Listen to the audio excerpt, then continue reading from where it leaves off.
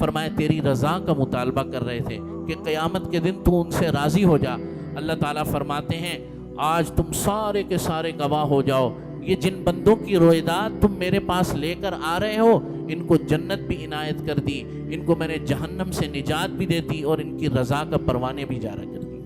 میرے تو عمل میں کچھ بھی نہیں تھا، یہ سب کیا ہو رہا ہے؟ فرمایا دنیا کے اندر تو دعائیں کرتا تھا اور ان دعاؤں کو بسا اوقات کوئی قبولیت مل جاتی تھی، لیکن یہاں تیری دعائیں ساری کی ساری محفوظ ہو رہی تھی۔ یہ جو سارے انعامات تو دیکھ رہا ہے یہ ان دعاؤں کے بدلے میں ہیں جو دنیا میں قبول نہیں ہوئی، میں نے یہاں محفوظ کی ہوئی ہیں، آج تجھے جنتوں کے یہ درجے ملے۔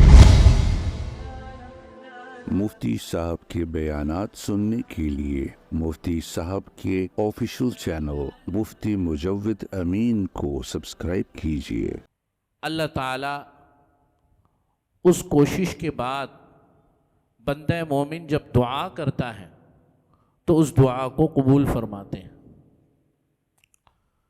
دوبارہ عرض کرتا ہوں کہ حق تعالی شانہ کی شان میں جب کوئی کوشش کرتا ہے، محنت کرتا ہے کسی کام میں، کوئی بھی کام ہو دین کا، چاہے وہ دعوت و تبلیغ ہو، چاہے وہ جہاد فی سبیل اللہ ہو، چاہے وہ نوافل کی ادائیگی ہو، چاہے وہ خدمت خلق ہو، غرض یہ کہ اللہ کی راہ میں کوئی کام کرنا اور کام کرنے کے بعد اس کام میں محنت کے ہونے کے بعد اللہ تعالیٰ دعا کے لیے حکم فرماتے ہیں۔ نبی کریم صلی اللہ علیہ وسلم کا معمول رہا کہ دینی امور میں محنت اور مشغول ہونے کے بعد دعا کا خصوصی اہتمام ہوتا ہے، اور یہ اس لیے کہ اس وقت جب اللہ کی راہ میں کوئی محنت کرے، کوئی عمل کرے تو اللہ کو وہ شخص محبوب ہوتا ہے۔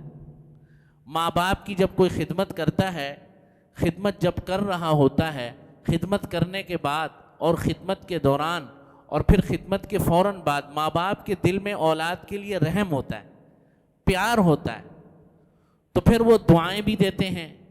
کوئی ایسی بات جو بچوں نے اولاد نے منوانی ہو تو بڑا بہترین وقت ہوتا ہے والدین کو کہنے کا کہ یہ ہماری درخواست ہے، یہ گزارش ہے، یا آپ اس کو قبول کر لیں۔ کوئی غلطی، کوئی لغزش ہو گئی ہو تو اس کی معافی کی درخواست کرتے ہیں۔ تو دنیا کے اندر بھی ہمارا یہی معمول۔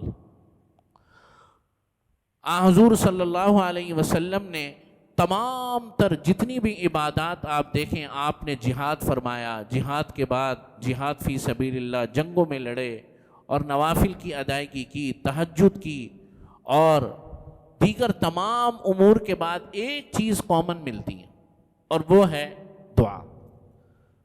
نبی کریم صلی اللہ علیہ وسلم کا ارشاد گرامی ہے، مسند احمد میں ہے، من ختم القرآن فلہ دعوت مستجاب، کہ جو شخص قرآن کریم ختم کرتا ہے، قرآن کریم ختم کرتا ہے، فلہ دعوت مستجابہ، تو اس کے لیے جو دعا ہوتی ہے، جب وہ دعا کرتا ہے اللہ تعالیٰ اس دعا کو قبول فرماتے ہیں۔ یہی وجہ ہے کہ ختم قرآن کا موقع ان مواقع میں ہے کہ جن مواقع پر دعا قبول ہوتی ہے۔ جیسے کچھ جگہیں ایسی ہیں کہ جن جگہوں میں دعا قبول ہوتی ہے، جیسے ملتزم، حتیم، خانہ کعبہ کی بات کر رہا ہوں۔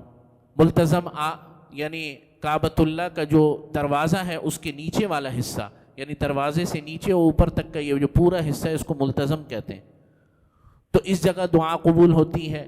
حجر اسود کے پاس قبول ہوتی ہے، اور اسی طریقے سے میزاب رحمت کے پاس دعا قبول ہوتی ہے۔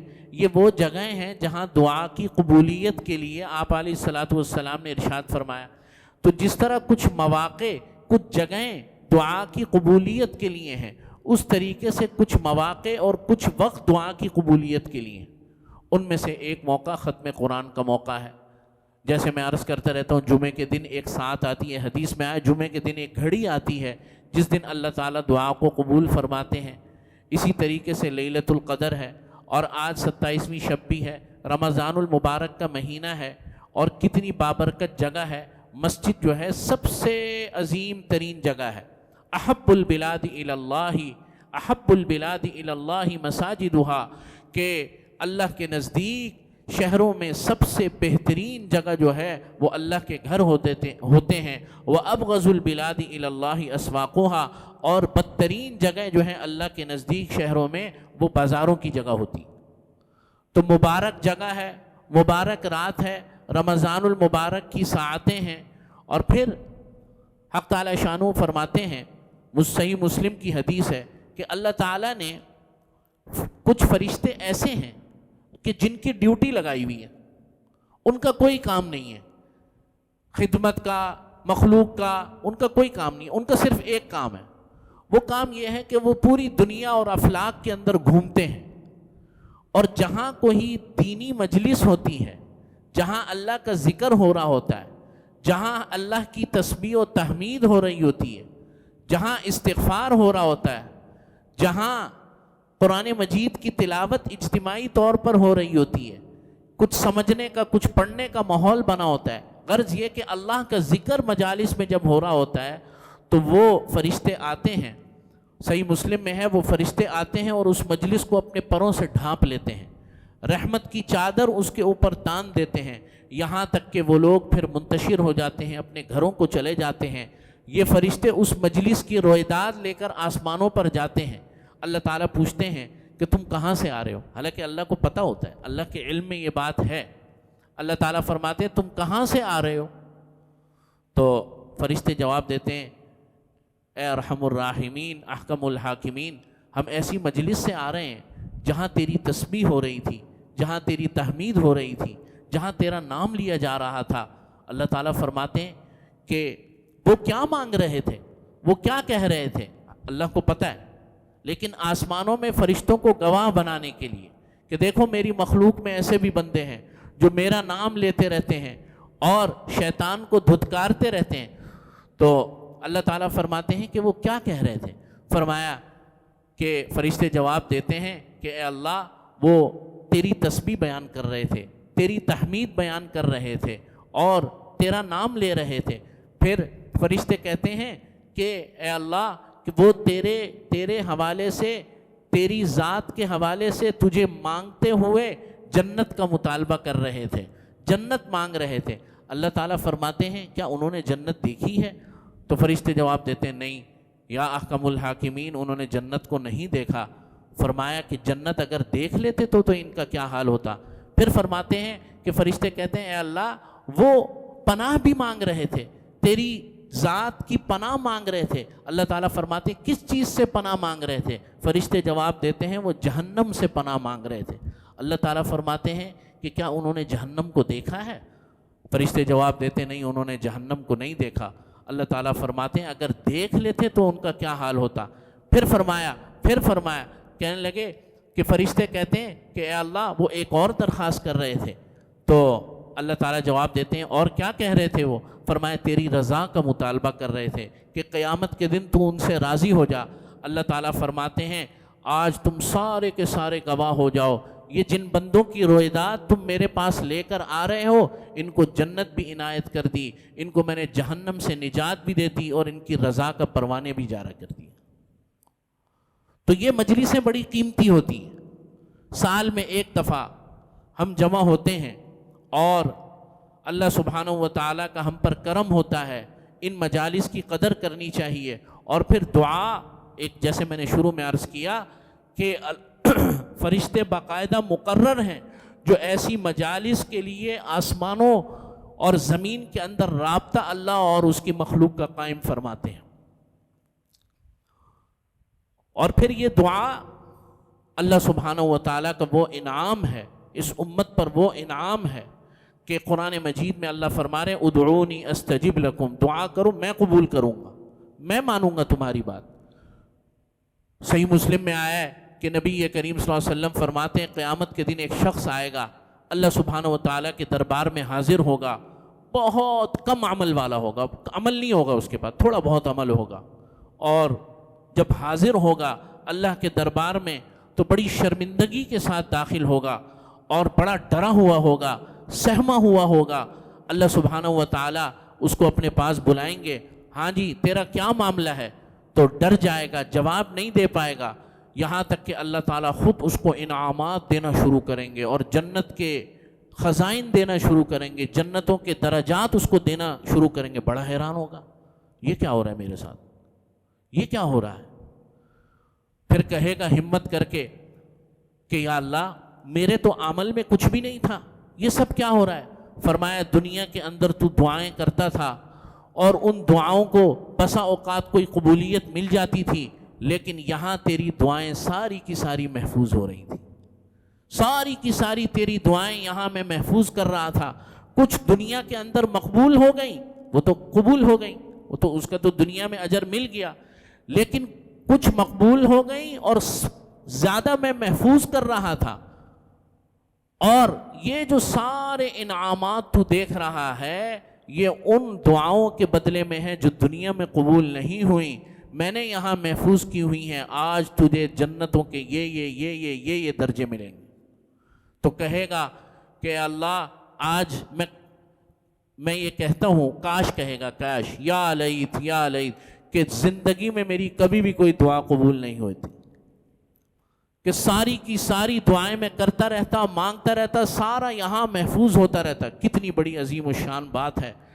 ایک تو یہ کہ اللہ تعالیٰ خود یقین دلا رہے ہیں کہ ادعونی استجب لکم، دعا مانگو قبول کروں گا۔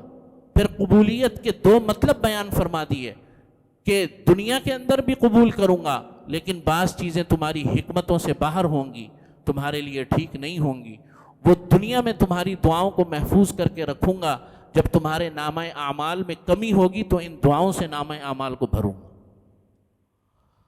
تو میرے عزیز دوستوں اور بزرگوں، یہ بہت اللہ تعالیٰ کا کرم ہے اور اس کا فضل ہے کہ ان دعاؤں میں دعاؤں کی توفیق مل جائے، اور اللہ تعالیٰ اس قرآن کریم کی برکت سے جس کی ہم نے یہاں محفل کی، الحمدللہ اس کو سنا اور سنایا، اور یہ کہ سننا بھی جو ہے نا وہ بھی بہت بڑی عبادت ہے۔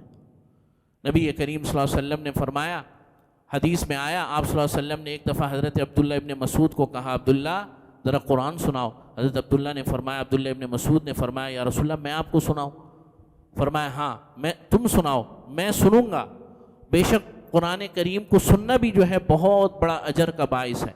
چنانچہ آپ حضرات نے قرآن مجید کی تکمیل کی سننے میں اور میں نے تکمیل کی سنانے میں مبارکباد کے آپ بھی مستحق ہیں کہ بہت بڑا اللہ تعالیٰ کا فضل ہوا اور نبی کریم صلی اللہ علیہ وسلم کی سنت پر عمل ہوا، اس لیے کہ سماعت بھی سنت نبی صلی اللہ علیہ وسلم۔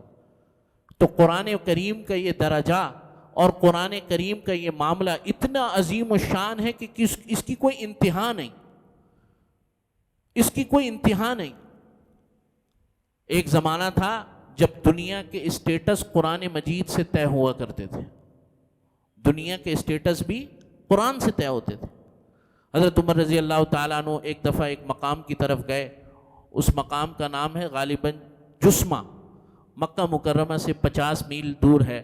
حضرت عمر رضی اللہ تعالیٰ عنہ وہاں گئے تو مکہ کے جو گورنر تھے نافع بن عبد الحارث رضی اللہ تعالیٰ عنہ وہ ملے، تو حضرت عمر رضی اللہ تعالیٰ عنہ تو حضرت عمر تھے، کہنے لگے یہاں کیا کر رہے ہو؟ مکے کو چھوڑ کے یہاں آ رہے ہو، یہاں پہ کیا کر رہے ہو؟ کہنے لگے میں کسی کام سے آیا ہوں، اپنے کسی ذاتی کام سے۔ کہنے لگے مکے میں کس کو مقرر کیا اپنا قائم؟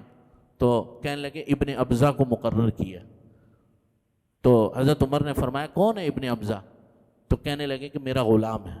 تو حضرت عمر نے فرمایا غلام کو مقرر کر دیا، غلام کو گورنر بنا دیا، قائم مقام کر دیا؟ فرمایا کہ ایک دو وجہ سے، ایک تو قرآن کریم بہت اچھا پڑھتا ہے، اور دوسرا یہ کہ بہت اچھا عالم ہے، علم الفرائض کا جو ہے وہ جاننے والا ہے، اس لیے میں نے جو ہے ابن ابزہ کو جو ہے اپنا قائم مقام مقرر کیا۔ حضرت عمر رضی اللہ تعالیٰ عنہ نے فرمایا نافع تم نے بہت اچھا کام کیا، بے شک صاحب قرآن ہی اس لائق ہے کہ وہ جو ہے تمہارے قائم مقام بن سکے۔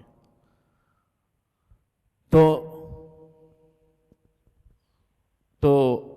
بہرحال یہ کہ الحمدللہ یہ مجلس ہے، دعا انشاءاللہ تعالی شروع کی جائے گی، دعا ہوگی، دعا کے بعد آپ حضرات تشریف رکھیے گا، جو بھی تبرک ہوگا آپ کے سامنے خود ہی آ جائے گا اور پیش کر دیا جائے گا، اور اس کے بعد انشاءاللہ تعالی وطر ادا کیے جائیں گے۔ دعا کے لیے تیاری کر لیں، درود شریف پڑھ لیں۔